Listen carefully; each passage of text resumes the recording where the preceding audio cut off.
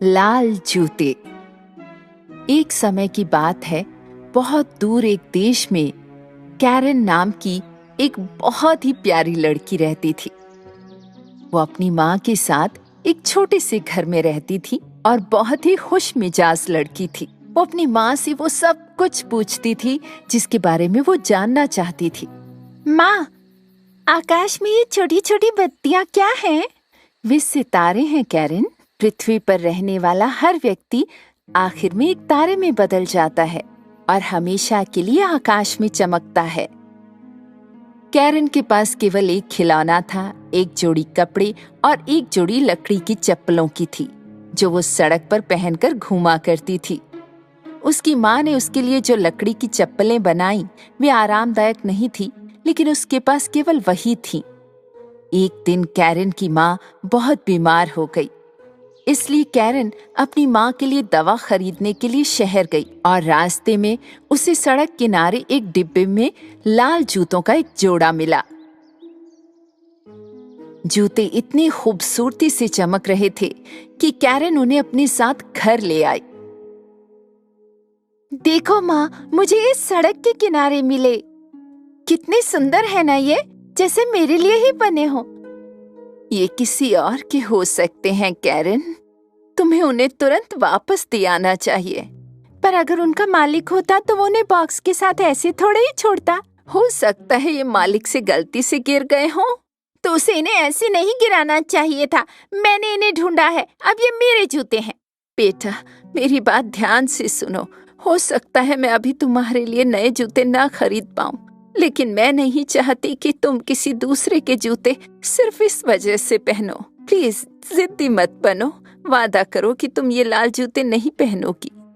Karen ने दुखी होकर अपनी माँ से लाल जूते न पहनने का वादा किया और उन्हें अपने बिस्तर के नीचे छिपा दिया। महीनों बीत गए।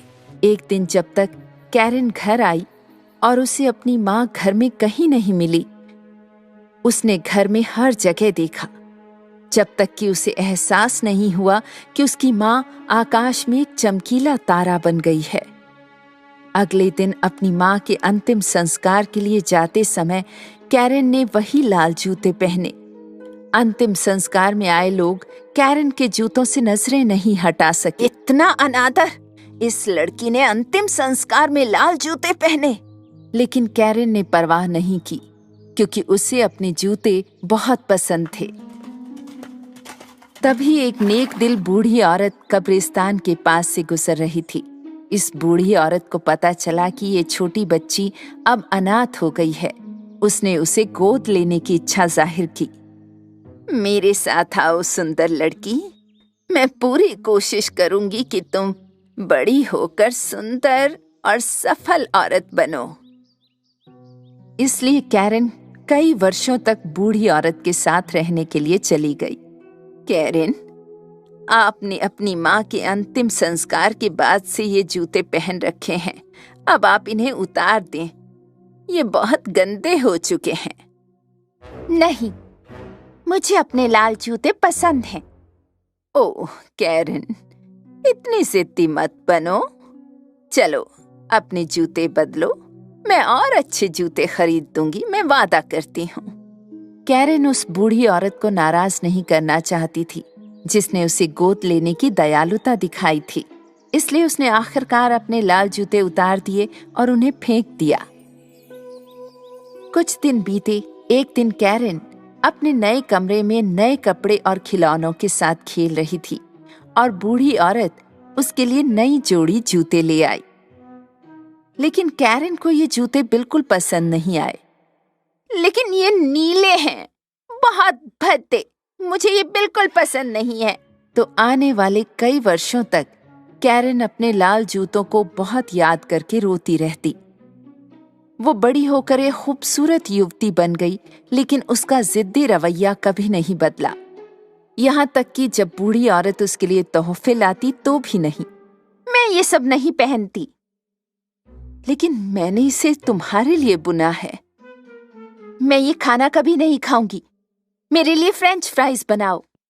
कम से कम एक टुकड़ा खाकर तो देख लो बेटी। बूढ़ी औरत कैरन के जिद्दी और नक चढ़े रवैये से बहुत थक गई थी, लेकिन फिर भी उसने उसके लिए फ्रेंच फ्राइज बनाई। जैसे ही वो अंदर आई, कैरन नीले जूते उतार रही थी जिनके लिए वो अब बड़ी हो चुकी थी। देखो, मेरी सारी चीजें अब छोटी हो गई हैं। मैं बड़ी हो गई हूँ। कोई बात नहीं, तो चलो तुम्हारे लिए नए कपड़े और नए जूते खरीदते हैं बेटा।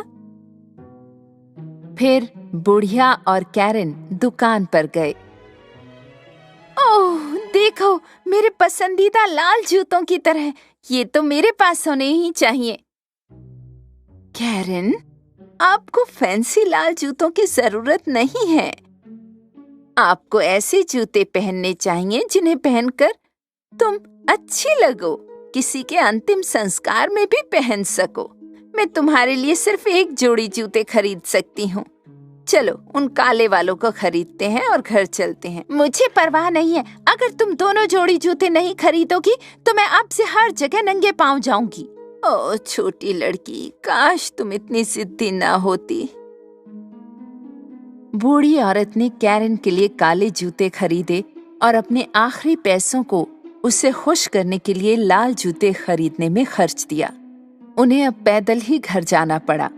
रास्ते में बुढ़िया के पैरों में बहुत दर्द होता रहा और वो बिगड़ी हुई कैरन को सहन नहीं कर पा रही थी। पर कैरन को कोई परवाह नहीं थी। वो अपने नए लाल जूतों के साथ घर गई। एक दिन बुढ़िया ने कैरन से कहा कि उन्हें शहर में एक अंतिम संस्कार में शामिल होना है। कैरन, तुम्हें अपने काले जूते ही पहनने हैं, नहीं तो अंतिम संस्कार में बेइज्जती होगी। कैरन ने अपने कमरे में काले जूतों की ओर देखा और फिर चमकीले लाल जूतों को, और उसने लाल जूते पहनना चुना। जब वे घर से निकले तो उसने उन्हें अपनी स्कर्ट से ढक दिया ताकि बूढ़ी औरत को जूते दिखाई ना दें। हालांकि अंतिम संस्कार में सभी ने कैरन के जूते उसकी स्कर्ट के नीचे चमकते हुए देख लिए थे। उन्होंने अंतिम संस्कार में कैरन के लाल जूतों के बारे में कानाफूसी की कि ऐसे मौके पर ऐसे जूते पहनना कितनी शर्म की बात है। ये बात जब बुढ़िया के कान में पड़ी तो उसे बहुत गुस्सा आया। तुमने मेरी बात नहीं मानी और फिर से लाल जूते पहन लिए। तुम बहुत जिद्दी हो कैरन, कुछ तो अकल की बात करो। हमेशा बेइज्जती करवाती हो। उसी समय वहां से गुजर रहा एक सुंदर नौजवान कैरन की सुंदरता पर मोहित हो गया। वो उसके पास आया और अपने घुटनों के बल बैठ गया और उसे प्रणाम किया। तुम कितनी सुंदर हो और इन जूतों में और भी खूबसूरत लग रही हो। मेरे प्रिय, आप मुझे शर्मिंदा कर रहे हैं। आप बहुत अच्छा नाचती होंगी। मैं आज रात आपको महल की डांस नाइट में आमंत्रित करता हूँ, जरूर आइएगा। राजकुमार की पेशकश की खुशी के साथ कैरन खुशी से नाचने लगी, लेकिन कुछ देर बाद कैरन डांस करना बंद नहीं कर पाई। मैं अपने पैरों को रोक क्यों नहीं पा रही हूँ? क्या हो रहा है? कैरन डांस करते करते बूढ़ी औरत और राजकुमार से दूर चलने लगी। कैरन, वापस आ जाओ। भले ही राजकुमार ने कुछ समय के लिए कैरन का पीछा किया, पर वो बहुत दूर निकल गई। कैरन के लाल जूते कैरन से भी अधिक जिद्दी निकले। वे उसे पहाड़ की चोटी तक ले गए और 3 दिन तक दिन रात उसे नचाते रहे। कैरन के पैरों में इतनी चोटें लग गई थी कि वो पैर रखते हुए भी दर्द से चिल्लाती थी। कीचड़ में फंसने के बावजूद और कांटेदार सुइयां चुभने के बावजूद जूते नाचते रहे।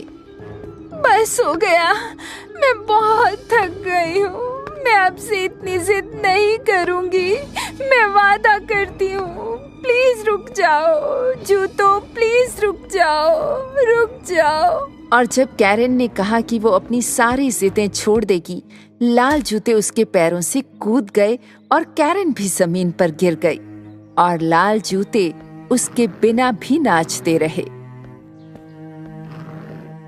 कैरन को एक छड़ी मिली और वो दर्द से लंगड़ाते हुए किसी तरह घर पहुंची। उसकी टांगों में बहुत दर्द हो रहा था। अपना घर देखकर वो खुशी से रोने लगी।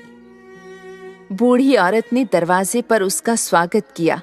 उन्होंने एक दूसरे को गले लगाया। मैं जानती हूँ मैं बहुत जिद्दी लड़की थी, लेकिन मैं वादा करती हूँ अब मैं वैसी नहीं रहूंगी।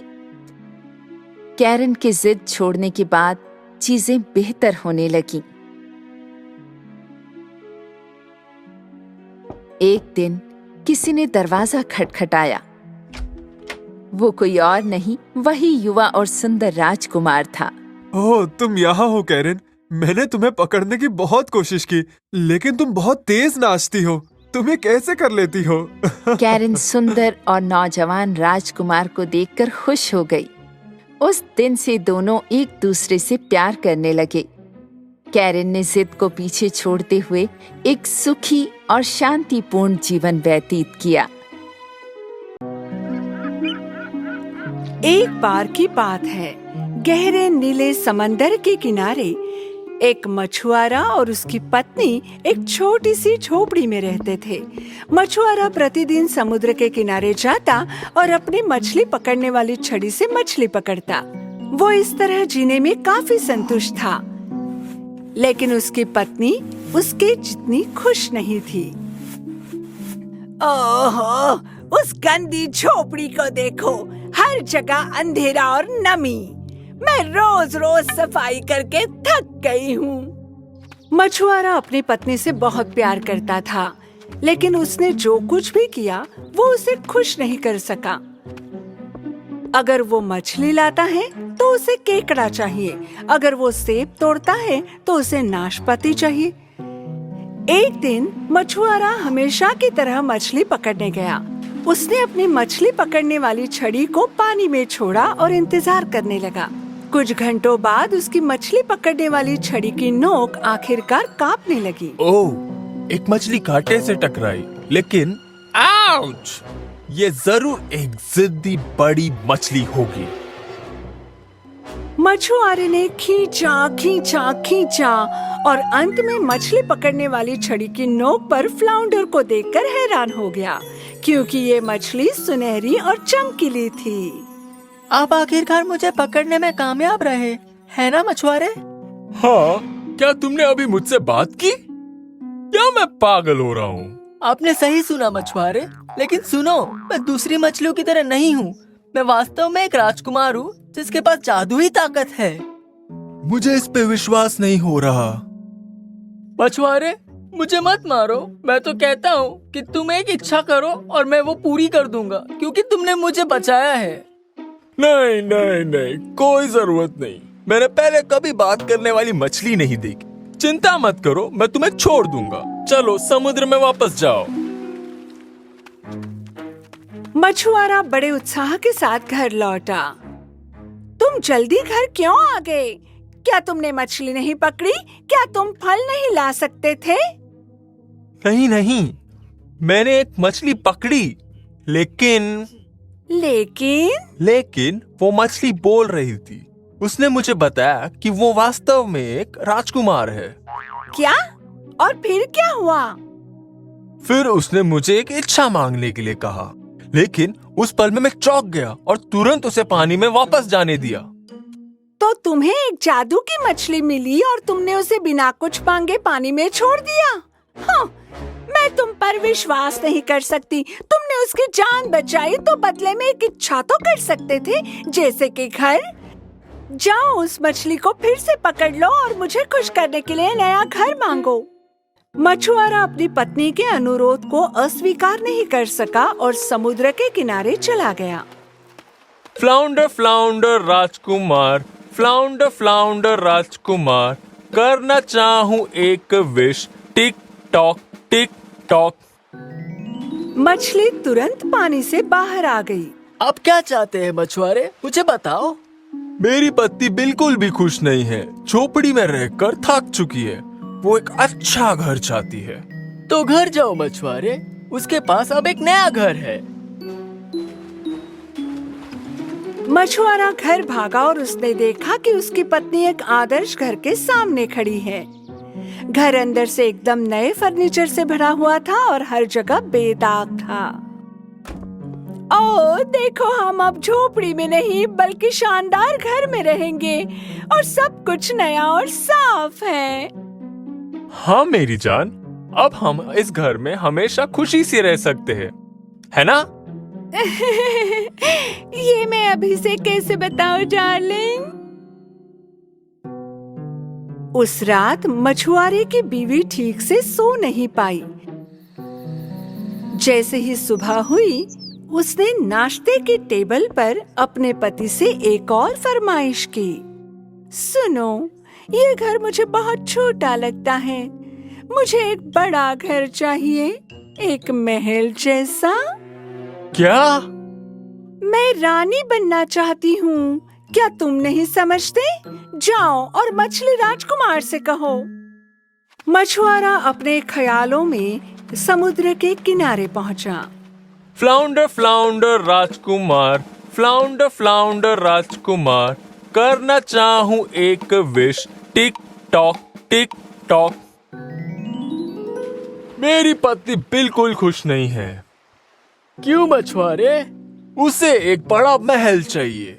तो घर जाओ मछुआरे, आपकी पत्नी अब एक बड़े महल में रहती है। जब मछुआरा वापस लौटा तो उसने देखा कि जहाँ उसका घर था वहाँ एक विशाल महल था और उसकी पत्नी महल के एक हॉल में एक विशाल सिंहासन पर बैठी थी। हाँ हाँ, तुम सच में रानी बन गई हो। हाँ। तो अब क्या तुम खुश हो? नहीं, मैं वास्तव में महारानी बनना चाहती हूँ, रानी नहीं। क्या? एक मछली तुम्हें महारानी नहीं बना सकती, समझी? मछली राजकुमार को ये तय करने दो। चलो हटो, जाओ, मछली से कहो मुझे महारानी बना दे।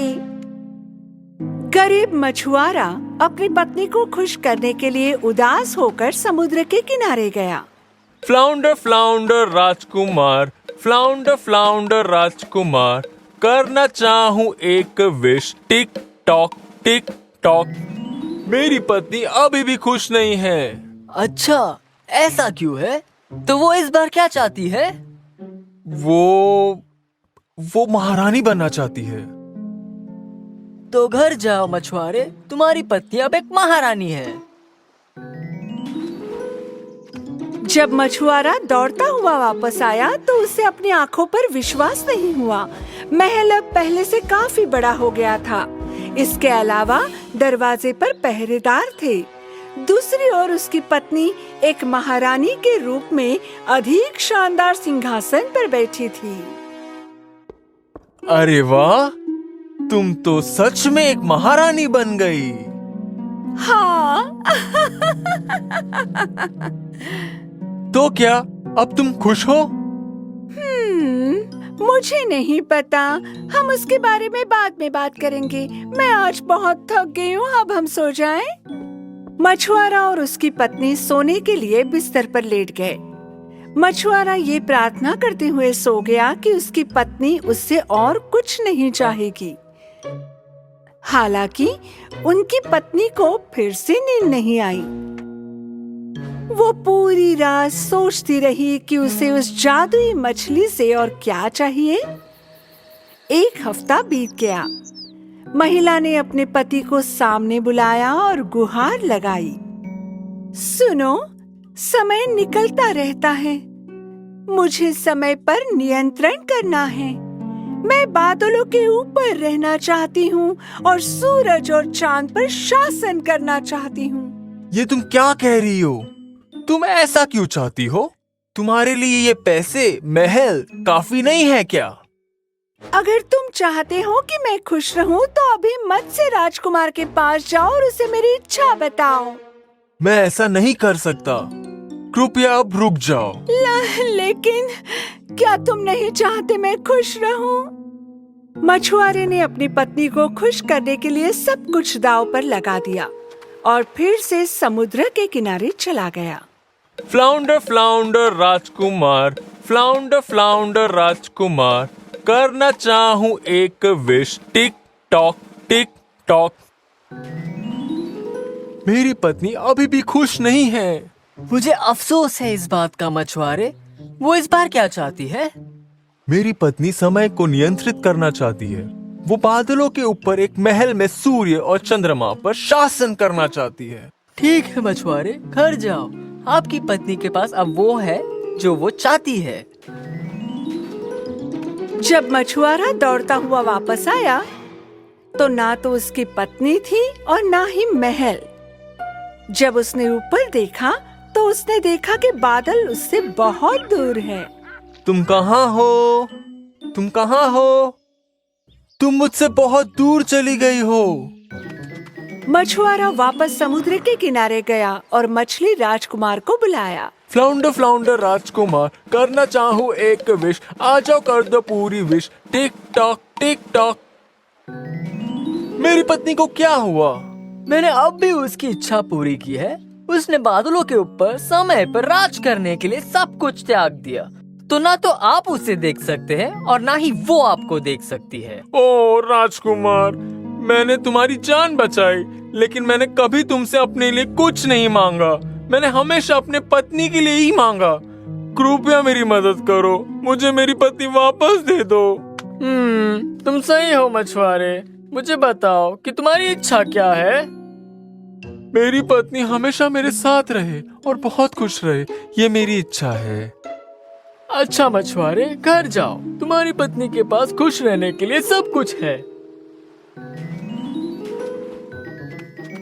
मछुआरा बड़े उत्साह के साथ घर की ओर भागा और वो इस नई स्थिति को देखकर बहुत हैरान हुआ, क्योंकि उसकी पत्नी पुराने दिनों की तरह ही कुटिया के सामने उसकी प्रतीक्षा कर रही थी। ओ मेरे पति देव, मेरे पास जो कुछ था उसकी कीमत मुझे समझ में नहीं आई। मैं वास्तव में इस छोटी और प्यारी सी झोपड़ी में तुम्हारे साथ खुश थी। ओ, मैं तुमसे बहुत बहुत प्यार करता हूँ।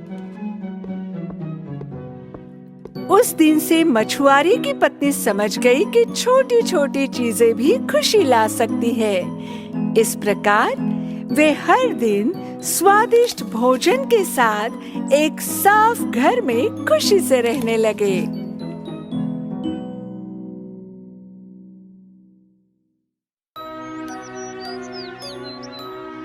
एक समय की बात है, दो बहनें थी, मंजिता और लरीना, जो एक छोटी सी झोपड़ी में रहती थी। मंजिता मेहनती थी। वो अपने खाली समय में पिता के किराने की दुकान में काम करती थी। वही लरीना को घूमना फिरना और मौज मस्ती करना पसंद था।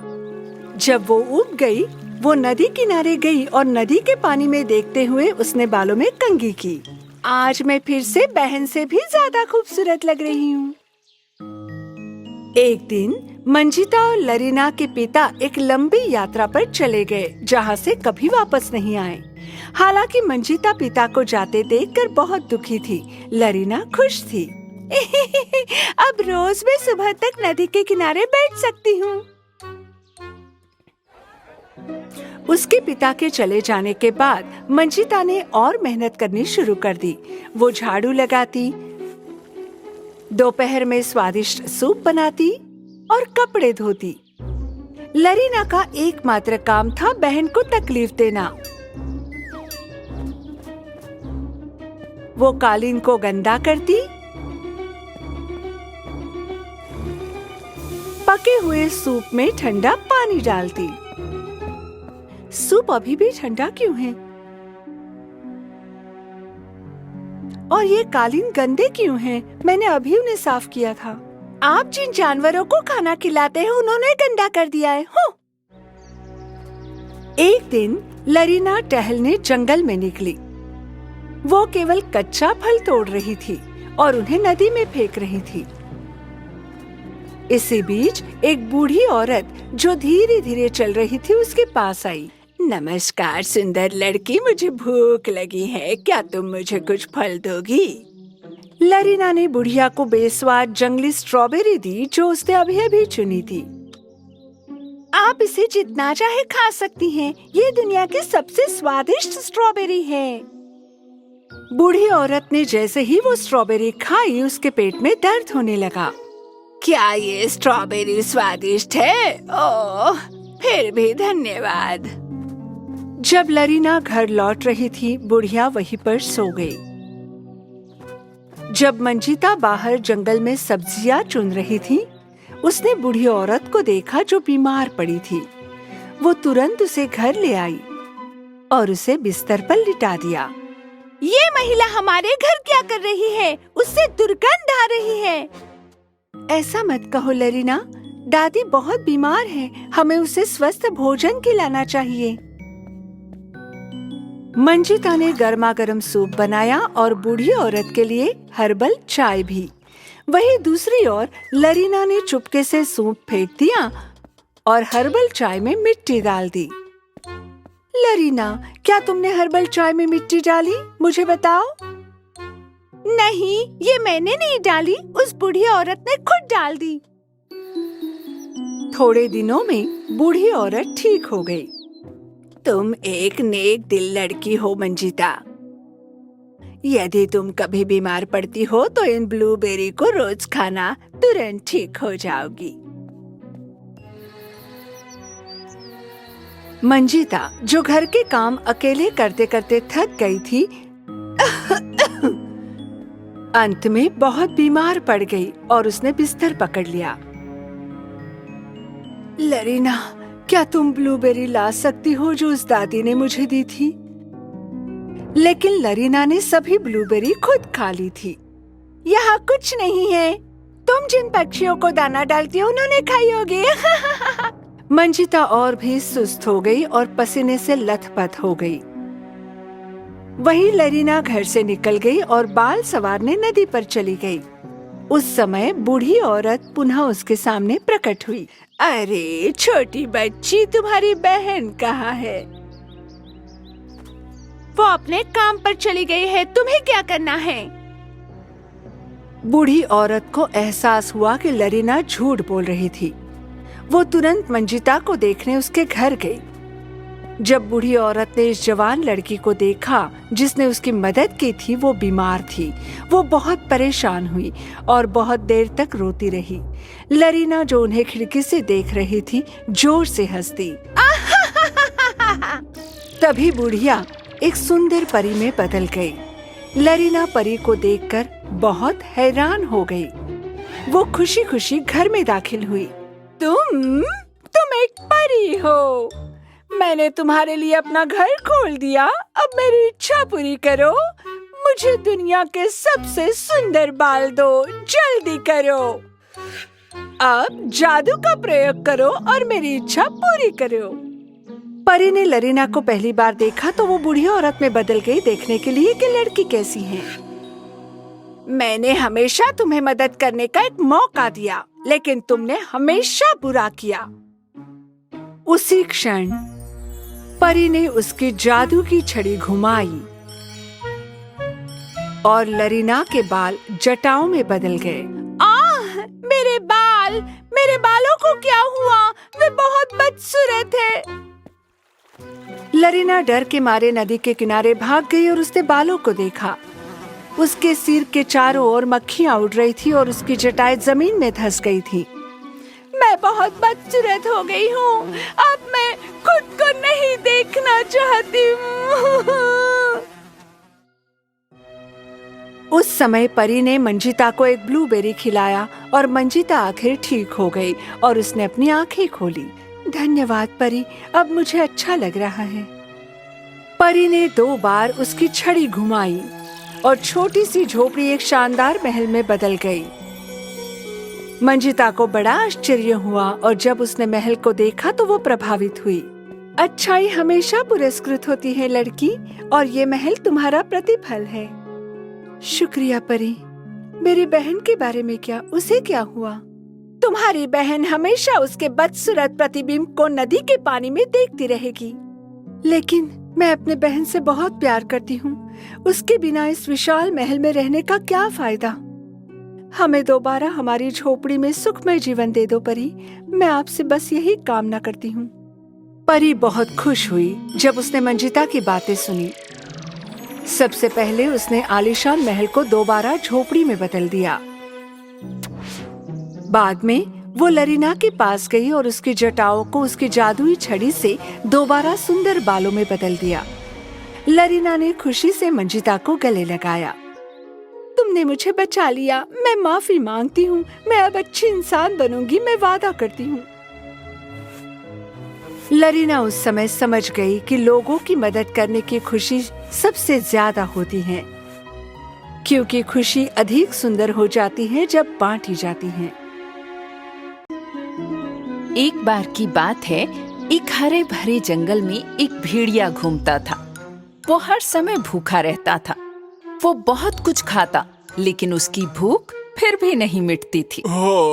मुझे फिर से भूख लग रही है। इसलिए दिन रात वो शिकार का पीछा करते हुए जंगल में भटकता रहता। एक दिन भूखे भेड़िए को एक छोटी सी झोपड़ी दिखाई दी। वो ध्यान से और चुपचाप वहां गया। पास जाने पर उसने पेड़ों में से देखा कि झोपड़ी में एक बकरी माँ और उसके 7 बच्चे रहते हैं। ओह, मुझे तो पूरे हफ्ते भर का खाना मिल गया। चालाक भेड़िया वहीं इंतजार में पड़ा रहा और सुबह तक झोपड़ी की जासूसी करता रहा।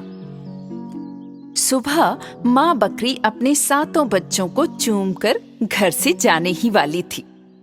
मेरे बच्चों, मैं अब कुछ खाना खरीदने के लिए बाजार जा रही हूँ। ध्यान से रहना और किसी के लिए भी दरवाजा मत खोलना। ठीक है। बकरी माँ बाजार जाने के लिए घर से निकली।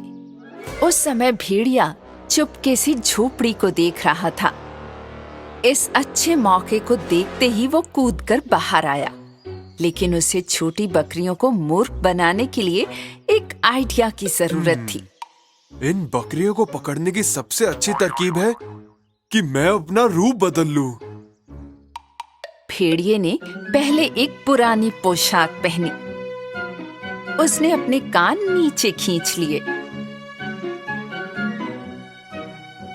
और शाखाओं से बकरी के 2 सींग बनाकर अपने सर पर रख लिए। फिर अपने पैरों को आटे से ढककर उसने किसी ऐसे घर से एक ताजा और गर्म सेब पाई चुराई जिसे वो नहीं जानता था। और अब मैं अपनी आवाज भी कुछ इस तरह बदल लेता हूँ। मैं कितना शातिर हूँ। भेड़िया धीरे धीरे झोपड़ी के सामने गया और 3 बार दरवाजा खटखटाया। आवाज सुनकर छोटी बकरियां तुरंत दरवाजे की तरफ दौड़ी।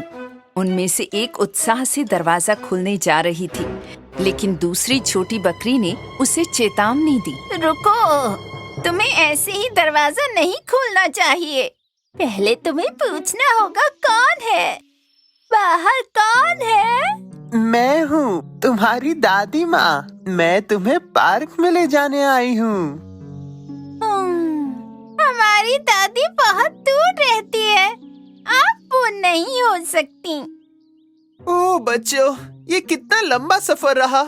शाबाश, अब जल्दी से दरवाजा खोलो और सब लोग पार्क चलते हैं। जब भेड़िए ने ऐसा कहा तो छोटी बकरियों ने दरवाजे के नीचे भेड़िए के पैरों की ओर देखा। देखो, उसके पैर सफेद हैं, हमारे जैसे।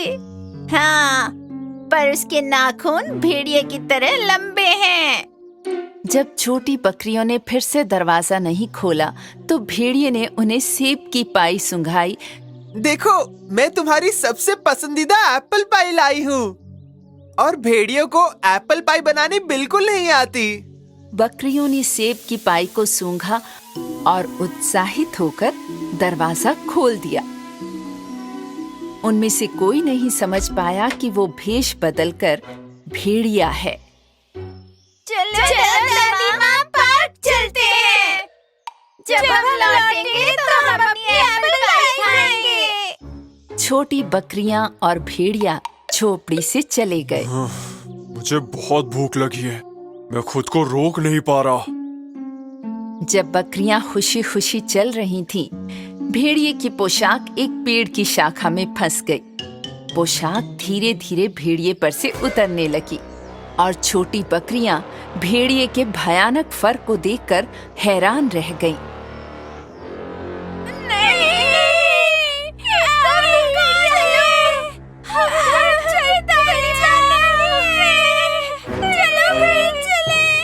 जब भेड़िए को एहसास हुआ कि उसे पहचान लिया गया है, उसके कान फड़फड़ाए, नुकीले दांत दिखाई दिए और वो बकरियों पर कूद पड़ा।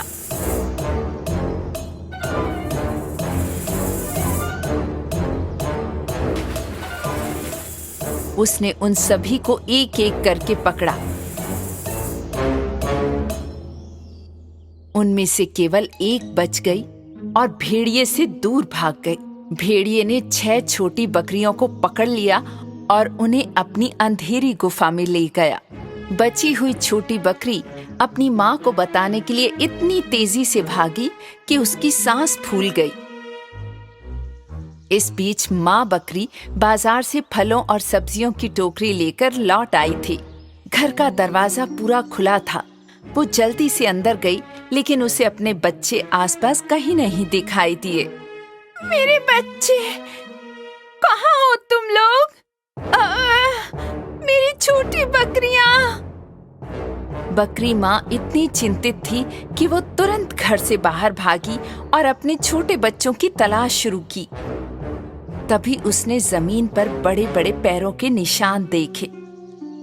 ओह नहीं, ये तो एक भेड़िए के पैरों के निशान हैं। उसने कुछ देर तक उनका पीछा किया, लेकिन फिर रास्ता बदल गया और निशान गायब हो गए। अब मैं क्या करूंगी? एक भेड़िया मेरे बच्चों को चुरा कर ले गया। जब बकरी माँ रो रही थी, तो बची हुई बकरी दौड़ती हुई उसके पास आई। माँ, ओ मेरी बच्ची, तुम्हारे भाई बहन कहाँ हैं? क्या हुआ? जल्दी बताओ मुझे। एक भूखे भेड़िए ने हमारी बकरी की दादी का वेश बनाया और हमें चुराने की कोशिश की। मैं बच गई माँ, मुझे पता है वे लोग कहाँ हैं। माँ बकरी और बच्ची बकरी भेड़िए की मांद की तरफ दौड़े। जब वे पहुँचे तो उन्होंने छोटी बकरियों की आवाज सुनी। ये भेड़िए की मांद है, हमें अब बहुत सावधान रहना होगा बेबी। माँ बकरी और बच्ची बकरी ने बाकी छोटी बकरियों को बचाने के लिए एक चतुर योजना बनाई। वे दोनों भेड़िए के घर के सामने खड़े हो गए और अपने हाथों से अंदर की ओर एक विशाल भालू की छाया बना ली। अंदर भेड़िया छोटी बकरियों को खाने ही वाला था, लेकिन तभी उसने भालू के आकार की डरावनी छाया देखी। मैं बहुत भूखे पेट वाला एक विशाल भालू हूँ। यहाँ कोई भेड़िया होगा जो मेरा पेट भरेगा।